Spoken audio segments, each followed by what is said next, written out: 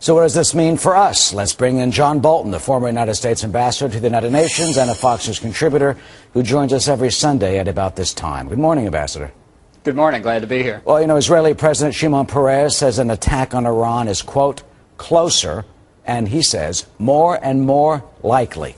Do you think it will happen? The answer is yes, they will attack. As in the past, they attacked Syria's nuclear reactor in September of 2007 and Saddam Hussein's nuclear reactor in 1981.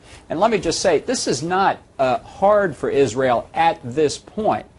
We know where the facilities are, the uranium conversion facility at Esfahan, the uranium enrichment facility at Natanz. Esfahan is on the surface and unprotected. Natanz is buried, but IAEA inspectors have been all over it.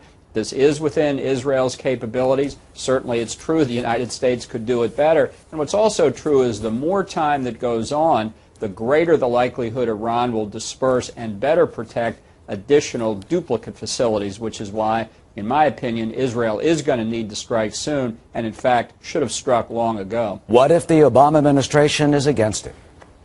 Well, I think it'll be tough for the Obama administration. Israel's not going to ask our permission. The fact that Panetta couldn't get a straight answer is no surprise. It's been true for a long time. Israel didn't ask permission in September of 2007 before they struck that North Korean reactor in Syria. We'll know about it when bombs are falling on Esfahan and Natanz, is my judgment. So you don't think that Jerusalem is going to give us a heads up?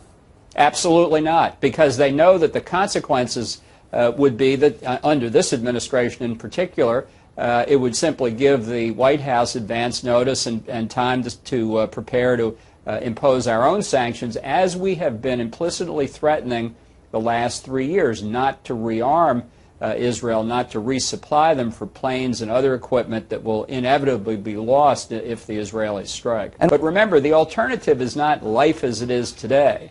The alternative is Iran with nuclear weapons. So if you don't like Iran as it is today, imagine how much worse it would be once it gets nuclear weapons. Well, speaking of Iran today, let's take a look at a second at Mahmoud Ahmadinejad. When he sat down with me last year, they have always denied that they're pursuing nuclear weapons. They say they're doing this for electricity. Here's what he said when I asked him.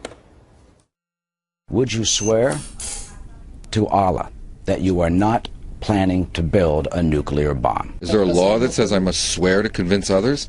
I have said on numerous occasions that we do not want an atomic bomb. Well, it's always, who, us? Yeah, well, there you go. What else do you need to hear, right?